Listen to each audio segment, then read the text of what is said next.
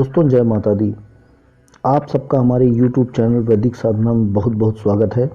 आज के वीडियो में हम 10 महाविद्याओं के 5वें क्रम में विराजमान मां छिन्नमस्ता के साधना रहस्य के बारे में चर्चा करेंगे। तो दोस्तों, छिन्नमस्ता साधना ब्रह्मांड की सबसे तीव्र साधना में से एक साधना है और ये साधना अत्यंत से अत्यंत गोपनीय साधना है। हमने आपको पहले भी बताया है कि 10 महाविद्याओं के रहस्य को समझना तभी संभव है जब कम से कम एक महाविद्या की साधना संपन्न कर ली गई हो, और साधना संपन्न होने के बावजूद भी इनके रहस्य को किसी को समझाना बहुत ही कठिन काम है। इनके रहस्य को समझाने के लिए शब्द ही नहीं मिल पाते, सिर्फ मन में ही इनके रहस्यों की अनुभूति रहती है, क्योंकि इनके रहस्य को समझाना और किसी को बताना अकल्पनीय और अकथनीय है। उसमें भी मां छिन्नमस्ता की साधना तो बहुत ही ज़्यादा गोपनीय साधना है।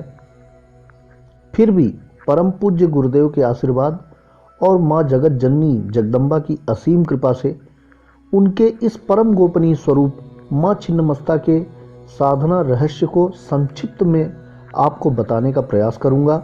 तो दोस्तों, पूरी जानकारी प्राप्त करने के लिए आप वीडियो को पूरा अंत तक देखिए, और अगर आपको हमारा वीडियो पसंद आए तो लाइक शेयर ज़रूर करिएगा, और अगर आप हमारे चैनल पर नए हैं तो हमारे चैनल को सब्सक्राइब कर लें, बेल आइकन को प्रेस कर दें ताकि हमारे आने वाले वीडियो के नोटिफिकेशन आपको मिल सके।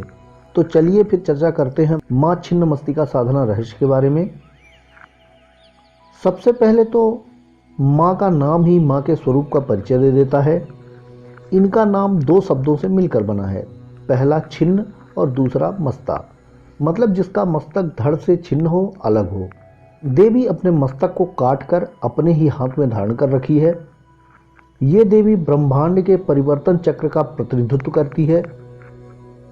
ऐसा माना जाता है कि इस परिवर्तनशील जगत का स्वामी कबंध है और उसकी शक्ति मां छिन्नमस्ता है। इनके कबंध से 3 रक्त की धाराएं बह रही हैं। एक धारा का उनका स्वयं का कटा हुआ सिर पान कर रहा है और 2 धाराओं से उनकी सहचरियां कृष्ण और रक्त गुण की देवियां रक्त पान कर रही हैं। देवी मदन और रति पर आसीन हैं। देवी के गले में हड्डियों की माला तथा कंधे पर यज्ञोपवीत है। दोस्तों, मां के प्रादुर्भाव के संबंध में एक कथा भी प्रचलित है जो हम आपको सुना देते हैं। एक बार माता भगवती भवानी अपनी सहचरी जया और विजया के साथ मंदाकिनी में स्नान करने के लिए गई। काफी विलंब तक स्नान करने से मां क्षुधाग्नि से पीड़ित हो गई। तब उनका वर्ण कृष्ण वर्ण हो गया। तभी उनकी सहचरियों ने भी भोजन के लिए कुछ मांगा। देवी ने उन्हें प्रतीक्षा करने के लिए कहा। थोड़ी देर प्रतीक्षा करने के बाद सहचरियों ने फिर भोजन के लिए निवेदन किया। मां ने फिर प्रतीक्षा करने के लिए कहा। तब सहचरियों ने मां से विनम्रता पूर्वक कहा, मां तो अपने शिशुओं को भूख लगने पर अविलंब भोजन प्रदान करती हैं, फिर हमारी उपेक्षा क्यों मां? इस प्रकार से मधुर वचन सुनकर ममतामयी मां ने अपने खड्ग से अपना सिर काट दिया। कटा हुआ सिर देवी के बाएं हाथ में आ गिरा। उनके कबंध से 3 धाराएं रक्त की निकलने लगी। 2 धाराएं सहचरियों के लिए, तीसरी धारा को स्वयं मां पान करने लगी। मां की दोनों सहचरियां कृष्ण गुण यानी तमोगुण और रक्त गुण यानी कि रजोगुण का प्रतीक हैं। देवी जिस कमल के ऊपर खड़ी हैं वह विश्व प्रपंच का प्रतीक है और कामरति चिदानंद की स्थूल वृत्ति है।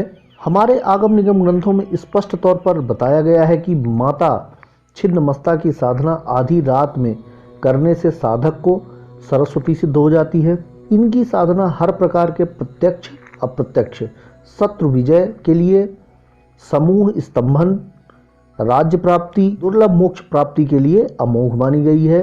इनका साधक परम योगी हो जाता है, ध्यान, अध्यात्म और शास्त्रार्थ में पारंगत होकर विख्यात हो जाता है। इनके साधक में असीम तार्किक क्षमता आ जाती है। मां का आध्यात्मिक स्वरूप अत्यंत महत्वपूर्ण है। दिशाएं ही इनके वस्त्र हैं। इनकी नाभि में योनि चक्र है। ये अपना शीश काट कर भी अपनी और अपने सहचरियों की क्षुधाग्नि मिटाते हुए स्वयं को जीवित रखा है। यह अपने आप में पूर्ण अंतर्मुखी साधना का संकेत है।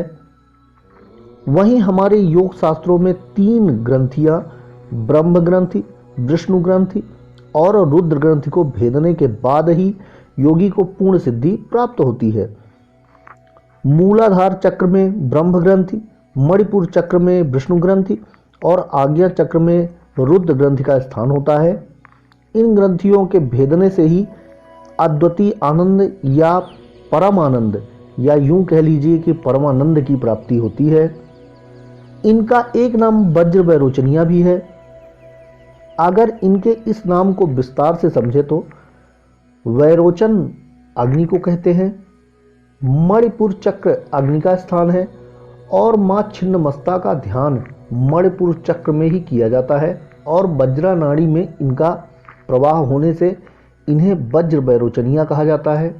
बौद्ध और जैन धर्म में इनकी उपासना इसी नाम से की जाती है। मां के अगर शक्तिपीठ की बात करें तो झारखंड की राजधानी रांची से लगभग 80 किलोमीटर दूर रजरप्पा के भैरवी भेड़ और दामोदर नदी के संगम पर मां छिन्नमस्ता का विशाल मंदिर स्थित है, जो कि 52 शक्तिपीठों में से एक है। अगर साधना के संबंध में बात करें तो मां छिन्नमस्ता की साधना बहुत ही उग्र साधना है।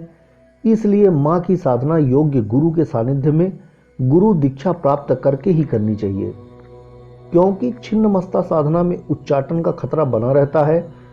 तो मां के सौम्य रूप की ही साधना करें, इनके उग्र रूप की साधना तो बिल्कुल भी ना करें। और जहाँ तक हो सके तो भक्ति मार्ग से स्तोत्र आदि का पाठ करते हुए इनकी आराधना करनी चाहिए, मंत्रात्मक उपासना ना करें। अब हम आपको पूजा विधि बता देते हैं। तो दोस्तों, स्वच्छ मन से स्वच्छ शरीर के साथ स्वच्छ वस्त्र पहनकर स्वच्छ स्थान में स्वच्छ आसन पर बैठ जाएं। सामने मां का यंत्र या चित्र स्थापित करें। साथ में भगवान गणेश की प्रतिमा एवं शिवलिंग या शिव प्रतिमा स्थापित करें। फिर प्रथम गुरु का ध्यान करें, फिर भगवान गणेश का पूजन करें, फिर इनके शिव या तो भैरव कह लीजिए, क्रोध भैरव की पूजा करें। फिर हो सके तो इनसे संबंधित विष्णु अवतार भगवान नरसिंह की पूजा करें। फिर पंचोपचार या षोडशोपचार विधि से मां की पूजा करें। फिर रुद्राक्ष की माला या काले हकीक की माला से इनके मंत्रों का जप करें। वैसे तो प्रतिदिन कम से कम 10 या 11 माला का विधान है, परंतु गृहस्थ अपनी क्षमतानुसार जप करें। परंतु इस बात का विशेष ध्यान रखें कि एक दिन जितनी माला करें अगले दिन भी उतनी ही माला करें, उससे कम नहीं, अधिक कर सकते हैं। फिर मंत्र जप के बाद उसका दशांश हवन करें, और अगर हवन में आप पलाश के पुष्पों का इस्तेमाल करें तो अधिक उत्तम होगा। फिर क्षमा प्रार्थना मंत्र जरूर पढ़ें। बिना क्षमा प्रार्थना किए आसन ना छोड़ें। फिर आपने जो मां को भोग लगाया है उसे प्रसाद रूप में तुरंत ग्रहण कर लें। इधर उधर रखकर प्रसाद का अपमान ना करें। तो दोस्तों, इस तरह आप जहां तक हो सके किसी योग्य गुरु की देख रेख में बिना किसी बैर भाव के स्वयं और जगत के कल्याण हेतु साधना करें। मां आपके शुभ मनोरथों को अवश्य पूर्ण करेगी। तो दोस्तों, आज के वीडियो में हमने आपको 10 महाविद्याओं के 5वें क्रम में स्थित मां छिन्नमस्ता साधना रहस्य के बारे में बताया। उम्मीद और आशा करते हैं कि आपको हमारे द्वारा दी गई जानकारी पसंद आएगी। दोस्तों, अगर आपको हमारे द्वारा दी गई जानकारी पसंद आए तो आप हमारे वीडियो को लाइक शेयर ज़रूर करिएगा। आज का हमारा वीडियो बस यहीं तक था। अब मैं आपसे विदा लूँगा, फिर मिलूँगा अगले वीडियो पर एक नई जानकारी के साथ। तब तक के लिए जय माता दी, जय भारत।